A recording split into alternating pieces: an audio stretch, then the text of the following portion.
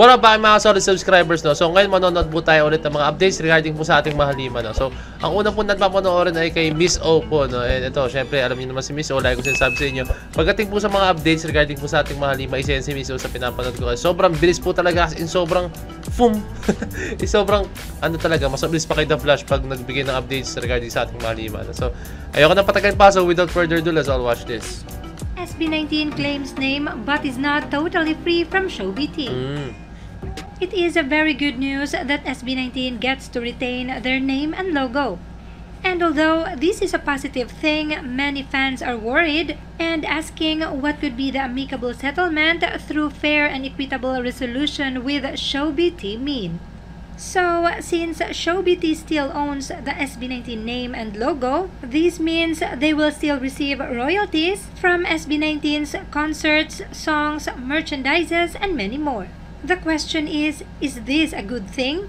Well, for 1Z Entertainment, this is a good choice for now.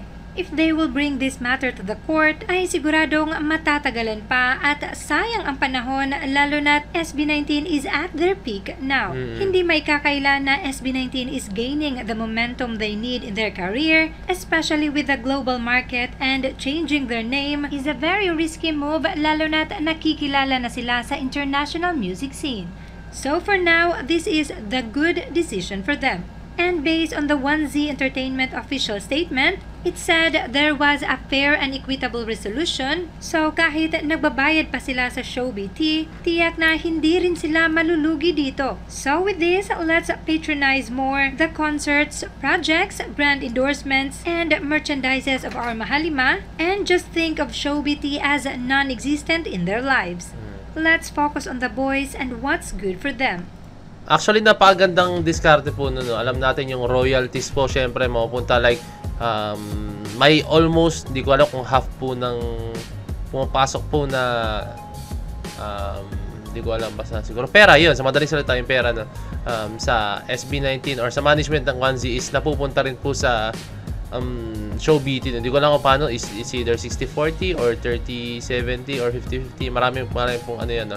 Hindi natin alam, no? Baka may ganong issue, no? Kasi ginagamit na SB19. Pero tama rin para sa akin, that's a good move po, no? Kasi sobrang risky po talaga pag nag-iba kayo ng pangalan, no? Kinento ko nga sa isang vlog ko na yung Maroon 5, no? Way back before, hindi pa sila kilala, hindi pa Maroon 5, and then nagpalit sila as Maroon 5, no? And then parang ganoon din, hindi ko alam kung ano naging issue, no? Pero ang pagkakaiba na ngayon kasi dito, kasi SB19 kailan na sila. Dati naman ang Maroon 5 hindi pa sila ganoon kilala, kaya parang hindi naman siya ganoon ka big deal sa mga tao nung nagpalit sila ng pangalan, no?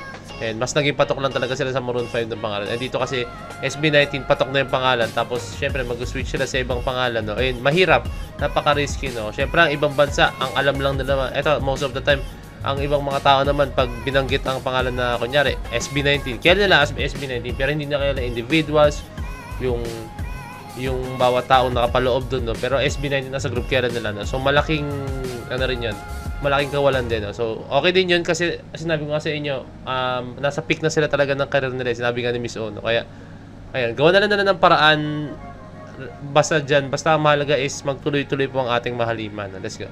Unang comeback project ng mahalima, buwag-buwag na muna.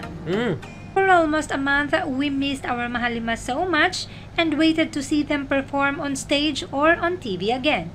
And now, after the announcement of their comeback, ay expected na nga ang mga proyekto nila, pero sino mag-aakala na buwag-buwag muna sila ngayon? Ken had a Wish Bus solo performance last December 5.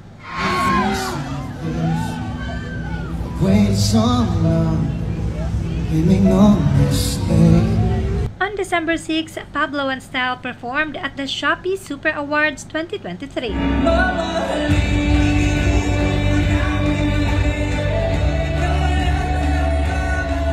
Meanwhile, Josh and Justin performed in the Unilever's Christmas party on the same day.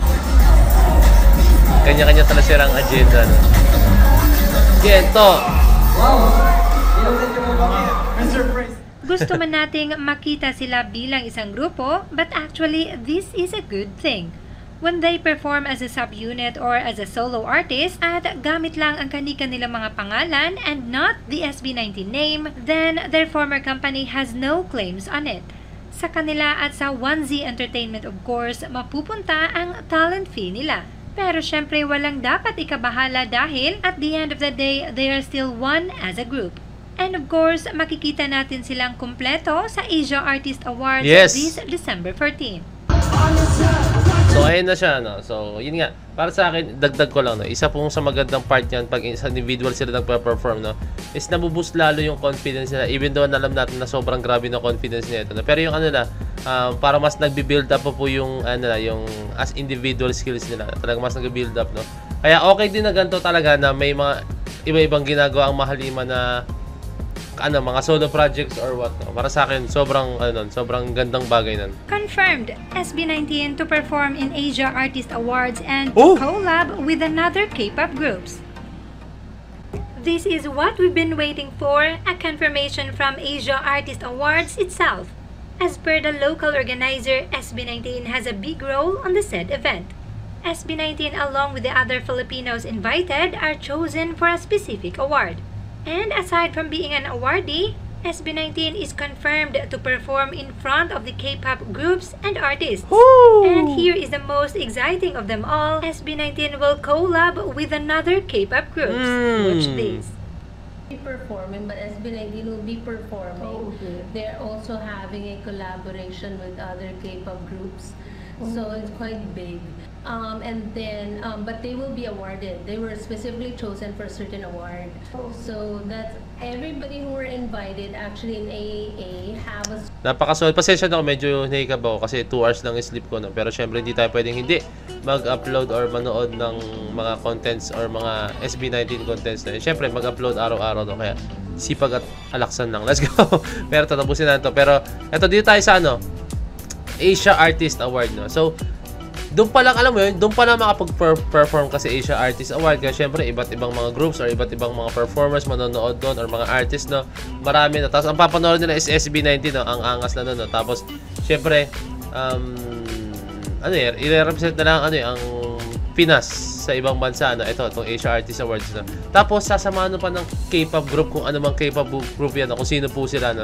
Napaka-solid niya, no? Kaya syempre, alam niyo naman na yung K-pop community napaka-solid talaga, no? And para sa akin, kahit sinong ilapag nila or i-out nila na grupo is napaka-solid talaga, no? Kaya it's a privilege po talaga na ang ating Mahalima ay makakolab po ng mga ganyan, mga K-pop groups, no? Kasi sana naman, baka naman BTS, joke. Alam kong ngayon, isa-isa na talaga silang pumapasok sa, ang tawag doon, yung sa army, no? Yung parang kasi nagtatrain yung nag-volunteer na kailangan required yung salon nila, no? And ayan, kahit sino pa man yan, no? Napaka-solid na, no? And ma-recognize na po ang Mahalima. So ayan, buong mundo talaga as alam ko naman na na-recognize sila, pero mas ma-recognize po talaga sila, no? And ayun, marami pang artist na manonood dyan, no? I'm very sure pag sinayaw nila yung Gento, ang daming magsasabayan po niya, no? And talagang kaabang-abang tong performance nila dito, no? And I can't wait po talaga kung ano magiging reaction na iba. I'm sure may maraming mag-post niyan, and alam ko may mga 18 talaga na manonood din dyan. As in, solid pa, panoorin nila yan. And may mga 18 din na magpo-post na dyan and magiging active na, no? And ayun, para sa akin, let's all be proud of SB19, no? Kung ano yung naabot nila ngayon dahil sa paghihirap nila, and wala namang masama kung gagawin nila kung ano yung gusto nila, no? Kaya, support tayo 18, no? Let's go. So, yan lang kung meron kasi mga kalag-comment na video message ako sa Facebook page na Point of Pens. So, DJ Point of Pens signing out. Peace, let's G.